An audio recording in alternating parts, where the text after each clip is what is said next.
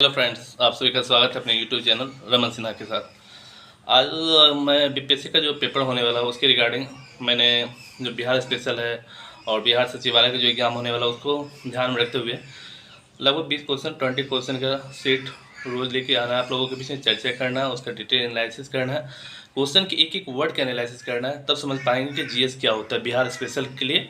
तो हम देखेंगे, डायरेक्ट चलेंगे। आज के इस कड़ी में हम बिहार के इतिहास एवं संस्कृति का चर्चा करेंगे।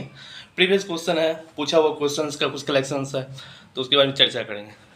जैसे पहला क्वेश्चन पूछा हुआ है, बिहार में धातु प्रस्तर यौगिक अवशेष कहाँ मिले।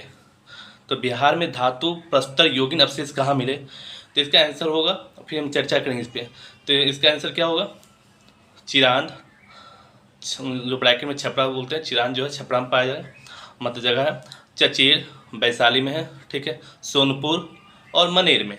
तो पहला क्वेश्चन क्या था, बिहार में धातु प्रस्तर यौगिक अवशेष कहाँ मिले, तो चिरांद ब्रैकेट में छपरा, इसको याद रख सकते हैं।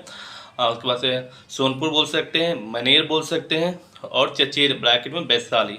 ये आंसर हो गया। अब आपको यहाँ से समझना पड़ेगा क्वेश्चन का वर्ड को समझिए।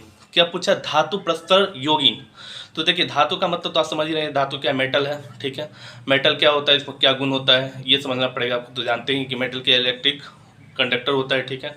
उसके बाद धातु क्या होता है, आघातवर्ध होता है, इलास्टिसिटी होता है, ठीक है। और उसमें क्या होता है, करंट पास होता है, ठीक है। चमकदार होता है धातु का गुण। और प्रस्तर यौगिक अवशेष, तो प्रस्तर यौगिक का जब आप इंग्लिश में सर्च करेंगे तो वो होता है स्टोनेज, स्टोनेज। तो ये समझना पड़ेगा, शब्द को समझेंगे तब जाकर उसका आंसर याद करेंगे तो काफ़ी अच्छा समझ में आएगा। तो फिर दूसरा क्वेश्चन देखते हैं। दूसरा क्वेश्चन पूछा है, बिहार में मौर्यकालीन अभिलेख कहाँ मिले, ठीक है। तो देखिए, बिहार स्पेशल में आपका फिर से हम स्वागत कर रहे हैं। जिनका बिहार का सचिवालय है, बिहार एसएससी है, या बिहार का कोई भी कंपटीशन एग्जाम है, बीपीएससी है स्पेशल, उनके लिए चर्चा कर रहे हैं, तो उसका एनालिसिस करेंगे। दूसरा क्वेश्चन जो पूछा है, बिहार में मौर्यकालीन अभिलेख कहाँ मिले। देखिए, पहले तो ये समझना पड़ेगा अभिलेख क्या होता है। मौर्यकालीन अभिलेख बाद में आंसर करेंगे, अभिलेख क्या होता है।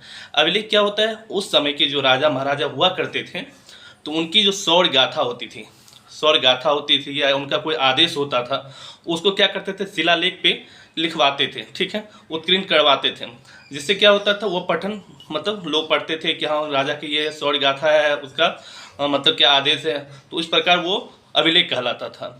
तो क्या अभिलेख से पहले समझेंगे क्या है, उस समय के राजा महाराजा अपने शौर्य गाथा या आदेश को उस पर लिखवाते थे, किस पे, शिलालेख पे, ठीक है। तो अभिलेख हो गया। क्वेश्चन पूछा यहाँ पे बिहार में मौर्यकालीन अभिलेख कहाँ मिले। तो मौर्यकालीन अभिलेख कहाँ मिले बिहार में, तो लौड़िया नंदनगढ़, ठीक है, जहाँ पर सी की आकृति है, समझिएगा, सी का जो है स्टैचू टाइप का है, मूर्ति है। तो लौड़िया नंदनगढ़, रामपुरवा, रामपुरवा में किसकी आकृति है पाई गई, बैल की आकृति।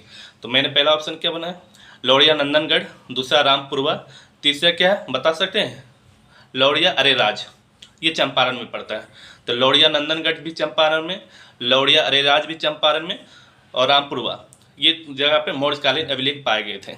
तीसरा क्वेश्चन लेके चलते। प्रीवियस में क्या पूछा था, पूछा है बिहार के गया जिले के अपसठ से प्राप्त अभिलेख में किस राजवंश के बारे में जानकारी मिलती है। बिहार के गया जिले के अपसठ से प्राप्त अभिलेख में किस राजवंश के बारे में जानकारी मिलती है। तो आंसर होगा परवर्ती गुप्त। अब समझिए, आप समझना पड़ेगा, अपसठ जो बोला, बिहार के गया जिले के अपसठ, अपसठ क्या है ये समझिए। बिहार के उस समय कालीन, जब बिहार में जो गया होता था, तो गया के पूरब में नवादा पड़ता था, 15 मील दूर अपसठ एक गांव था। अपसठ एक गांव था जहाँ पे ये इनका आदित्य सेन का अभिलेख में इनका चर्चा किया गया। आदित्य सेन क्या होते थे, मगध के राजा हुआ करते थे। उनके अभिलेख में चर्चा किया गया कि गया जिला में एक अपसठ गांव है, वहाँ पे एक विशाल मंदिर की भी चर्चा देखने को मिला है उस अभिलेख में, कि एक विशाल मंदिर हुआ करता था जिसमें रामायण के दृश्य अंकित किए जाते थे। कहाँ, तो बिहार के गया जिले के अपसठ वो जगह का नाम बता रहे हैं। क्वेश्चन क्या पूछा, हम उसका पूरा डिटेल एनालिसिस कैसे किए। देखिए, क्वेश्चन पूछा, बिहार के गया जिले के अपसठ से प्राप्त अभिलेख में किस राजवंश के बारे में जानकारी मिलती है। तो आंसर होगा परवर्ती गुप्त वंश। और हमने इसके क्वेश्चन से हम निकाले वर्ड, उसका चर्चा की है। अपसठ क्या है, उस समय गया के नवादा के पूरब में 15 मील दूर पर ये था। अपसठ एक गांव था। अपसठ गांव में एक विशाल मंदिर का भी मतलब चर्चा है, उसमें रामायण के दृश्य अंकित किए गए थे। अपसट गांव की बात कर रहे हैं। उसी समय वहाँ के एक राजा, मगध के राजा हुआ करते थे आदित्य सेन, जिनकी पत्नी ने एक पत्नी और उनकी माँ ने भी कुछ काम किया था। तो क्या किया था, माँ ने एक विहार बनाया था, जिस बौद्ध विहार वगैरह बोलते हैं, उसी प्रकार तो आदित्य सेन की माँ ने विहार बनाया था और पत्नी ने तगड़ा कुछ ये किला टाइप का कुछ था, उन्होंने बनवाया था आदित्य सेन के बारे में। ठीक है, तीसरा को नेक्स्ट क्वेश्चन देखते हैं। पूछा है क्या, बिहार प्रांत के आरा से प्राप्त देवबर्णाक का लेख, बिहार प्रांत के आरा से प्राप्त देवबर्णाक का लेख तथा शाहपुर ब्रैकेट में पटना एवं मंदर ब्रैकेट में भागलपुर से प्राप्त अभिलेख में किन की जानकारी मिलती है। तो फिर से क्वेश्चन सुन लेंगे। बिहार प्रांत के आरा से प्राप्त देवबर्णाक का लेख तथा शाहपुर ब्रैकेट में पटना एवं मंदर ब्रैकेट में भागलपुर से प्राप्त लेख में किन की जानकारी मिलती है।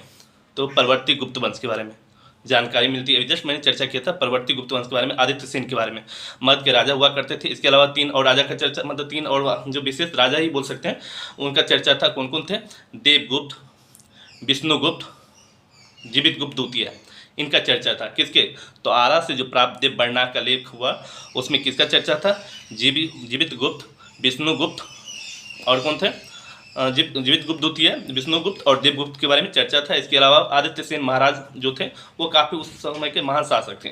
ठीक है, तो ये बिहार के आरा से प्राप्त देवबर्णाक के लेख या मंदर ब्रैकेट में भागलपुर से प्राप्त अभिलेख या शाहपुर पटना से प्राप्त अभिलेख में इनकी चर्चा है। ठीक है, तो ये क्वेश्चन था। आपको ये समझना पड़ेगा प्रवर्ती गुप्त कहते किसको है। देखिए, गुप्त काल के बाद के समय को प्रवर्ती गुप्त कहते हैं। परवर्ती गुप्त को गुप्तोत्तर भी कहते हैं, गुप्तोत्तर काल कहते हैं। ठीक है, उत्तरवर्ती काल भी उसी को कहते हैं। तो कन्फ्यूजन नहीं होना कि परवर्ती क्या है, गुप्तोत्तर काल क्या है, उत्तरवर्ती काल क्या है। ठीक है, तो ये क्वेश्चन है। नेक्स्ट क्वेश्चन हम चलेंगे। पूछा है क्या, लेकिन एक चीज़, अच्छा चलिए कोई बात है। नेक्स्ट क्वेश्चन पूछा है, पाल शासक के बारे में जानकारी क्या मिलती है, कहाँ से मिलती है, बिहार में पाल शासक के बारे में कहाँ से मिलती है। तो देखिए, मुंगेर के देवपाल अभिलेख से, मुंगेर में देवपाल का जो अभिलेख है वहाँ से पाल वंश के बारे में जानकारी मिलती है। नारायण पाल के भागलपुर के ताम्रपात्राभिलेख में, नारायण पाल के भागलपुर के ताम्रपात्राभिलेख से पाल वंश की जानकारी मिलती है। और महिपाल प्रथम से महिपाल प्रथम मुजफ्फरपुर अभिलेख से हमें पाल वंश के बारे में जानकारी मिलती है। ठीक है, तो फिर नेक्स्ट क्वेश्चन चलेंगे। ये पूछा क्वेश्चन है, बिहार के लिए सर्वाधिक प्राचीन साहित्य स्रोत कौन है। तो ये पूछा क्वेश्चन का आंसर होगा, बिहार के लिए सर्वाधिक प्राचीन साहित्यिक स्रोत कौन है, अर्थवेद। तो वेद जानते हैं 4 होते हैं। ठीक है, अब वेद के बारे में यहाँ चर्चा कर लेते हैं। ठीक है, वेद में क्या होता है, ऋग्वेद होता है, सामवेद होता है, यजुर्वेद होता है, अर्थवेद होता है। ठीक है, अर्थवेद में क्या होता है, किसकी चर्चा है, जादू टोना की चर्चा है। सामवेद में क्या, संगीत की धुनों की चर्चा भी है। ऋग्वेद में क्या है, देवता का चर्चा है। और ऋग्वेद में कौन देवता है, तो आप कमेंट करके बताइए कौन कौन देवता का चर्चा है। ठीक है, तो ये है। तो वेद 4 है, वेदांग कितने हैं बताइए, 6 हैं। मंडल कितने हैं कमेंट करके बताइए, 10 है। ठीक है, सूक्ति कितने हैं, 10 और 28 है। पुराण कितने हैं, 18 है। ठीक है, तो हमने चर्चा कर ली, क्वेश्चन लिए, उसमें 5-6 क्वेश्चन तैयार किया। ठीक है, जो कि काफ़ी काम आएगा कोई बिहार स्पेशल सचिवालय में और बीपीएससी का या कोई भी कंपटीशन एग्जाम, जनरल कंपटीशन में। फिर नेक्स्ट क्वेश्चन चलते हैं। पूछा है, बिहार में स्थित महाजनपद के बारे में जानकारी मिलती है किससे। तो बिहार में स्थित महाजनपद तो बताएं, डिटेल जब चर्चा करेंगे। तो अभी तत्काल यहाँ जानते हैं, बिहार में स्थित महाजनपद के बारे में जानकारी मिलती है किससे, अंगुत्तर निकाय। पहले अंगुत्तर निकाय होता क्या, आप बता सकते हैं, रटने से नहीं होता है, कॉन्सेप्ट बताना पड़ेगा कि अंगुत्तर निकाय क्या होता है। बौद्ध धर्म का ग्रंथ हुआ करता था पिटक, उस पिटक में सूत पिटक में 5 निकाय होते थे। उस 5 निकाय में चौथा निकाय जो है वो अंगुत्तर निकाय है, अंगुत्तर निकाय। ठीक है, इसमें क्या है, बिहार में स्थित महाजनपद के बारे में जानकारी मिलती है। अब इसका अनुवाद भी हुआ था, क्वेश्चन आपको याद होना पड़ेगा। अंगुत्तर निकाय जो बौद्ध धर्म का सुनिए अच्छे से, अंगुत्तर निकाय बौद्ध धर्म के ग्रंथ त्रिपिटक के सूत पिटक के चौथा निकाय है। ठीक है, 5 निकाय हुआ करते हैं, उसमें चौथा निकाय है। इसका हिंदी में अनुवाद हुआ था, हिंदी में अनुवाद किया गया था, कलकत्ता महाबोधि सभा द्वारा इसे प्रकाशित किया गया था। अंगुत्तर निकाय के बारे में बता रहा हूँ। तो ये इसका जो अनुवाद किए थे, कौन किए थे, तो भदंत आनंद कौशल्यायन ने अंगुत्तर निकाय का हिंदी में अनुवाद किया। ये चीज़ आपको कहीं नहीं मिलेगा, जो चर्चा कर रहा हूँ मैं आपके साथ, ये कहीं नहीं मिलेगा। तो ये ध्यान से सुनेंगे, आपको जनरल कंपटीशन में काम आएगा, बीपीएससी में हो, बिहार स्पेशल हो, या सचिवालय हो, या कहीं भी। तो फिर से सुन लीजिए। अंगुत्तर निकाय बौद्ध धर्म का एक ग्रंथ, त्रिपिटक के सुत्त पिटक का चौथा निकाय है। बौद्ध धर्म में कुल कितने निकाय है? त्रिपिटक के सुत्त पिटक में 5 निकाय है, ये चौथा निकाय है। इसका हिंदी में अनुवाद किसने किया? भदंत अदंत कौशल्यायानन ने हिंदी में अनुवाद किया, जिसे कलकत्ता महाबोधि सभा द्वारा हिंदी में प्रकाशित किया गया। ठीक है ठीक है। फिर नेक्स्ट क्वेश्चन चलते हैं क्या पूछा प्रीवियस क्वेश्चन में? नालंदा का सराय टीला से उत्खनन से क्या प्राप्त हुआ? देखिए, नालंदा का सराय टीला में भी उत्खनन हुआ, खनन का कार्य किया गया, जो भी है उनका निकाला गया आर्कोलॉजिकल सर्वे के तहत। तो पहले तो ये क्वेश्चन समझेंगे, क्वेश्चन क्या करें। नालंदा के सराय टीला में उत्खनन से क्या प्राप्त हुआ? तो नालंदा के सराय टीला के उत्खनन से पाल काल का बौद्ध विहार प्राप्त हुआ, पाल काल का बौद्ध विहार। यहीं पे क्वेश्चन और चर्चा कर लेंगे, इससे जुड़ा हुआ क्वेश्चन। नालंदा का नक्शा अलेक्जेंडर कनिंघम ने 1861 में बनाया था। 2 क्वेश्चन हो गया, तो ऐसे पढ़ना होता है आपका जीएस। फिर आगे चलते हैं। नेक्स्ट पूछा है, बौद्ध साहित्य विनय पिटक एवं दिग् निकाय में किनकी जानकारी मिलती है? बौद्ध साहित्य में 2 चीज़ है, विनय पिटक और दिग् निकाय। तो देखिए, बौद्ध साहित्य में जब पढ़ेंगे तो विनय पिटक, पहले आपको समझना पड़ेगा विनय पिटक होता क्या और दिग् निकाय होता क्या है। कहीं नहीं पढ़ेंगे अभी तक, सिर्फ पढ़ेंगे विनय पिटक और दिग् निकाय। विनय पिटक में क्या मगध के राजतंत्र के बारे में चर्चा है, और दिग् निकाय में क्या है? दिग् निकाय में वैशाली के गणतंत्र के बारे में चर्चा है। लेकिन विनय पिटक और पिटक का अर्थ समझना पड़ेगा आपको, विनय पिटक क्या है और दिग् निकाय क्या है। देखिए, विनय पिटक में, बौद्ध धर्म के विनय पिटक में मगध के राजतंत्र के बारे में चर्चा है कि मगध का राजा का शासन कैसा था, कैसे किस प्रकार था, ये विनय पिटक में। विनय पिटक को इस प्रकार समझते हैं, विनय पिटक बौद्ध धर्म में जब बौद्ध धर्म का जो भिक्षु और भिक्षुणी प्रवेश करते थे, उसमें मतलब एक प्रकार से शामिल होते थे, तो उनको एक प्रकार से अनुशासन सीखना होता था। तो वो विनय, वो अनुशासन सीखकर एक विनय होते थे, मतलब विनय इंसान बनते थे, इसलिए उसका नाम विनय पिटका रखा गया। तो और ऐसे कहा गया है, विनय पिटक को अनुशासन का टोकरी कहा गया। अगर पूछे क्वेश्चन में अनुशासन का टोकरी का संबंध किससे है, तो विनय पिटक से, विनय पिटक से। और दिग् निकाय में, तो देखिए दिग् निकाय का नाम इसलिए चर्चा में कि इसे वैशाली का गणतंत्र जुड़ा हुआ है। ठीक है, वैशाली का गणतंत्र साम्राज्य के बारे में चर्चा है, दिग् निकाय। दिग् निकाय में कुल 34 सूत्र हुआ करते हैं, जिसे पाली दीर्घ निकाय भी कहते हैं, और ये काफ़ी लंबा होता था, इसलिए इसका नाम दीर्घ निकाय रखा गया। क्वेश्चन क्या था, ये तीन एनालिसिस कर दिए, डिटेल बता दिए। क्वेश्चन पे आते हैं।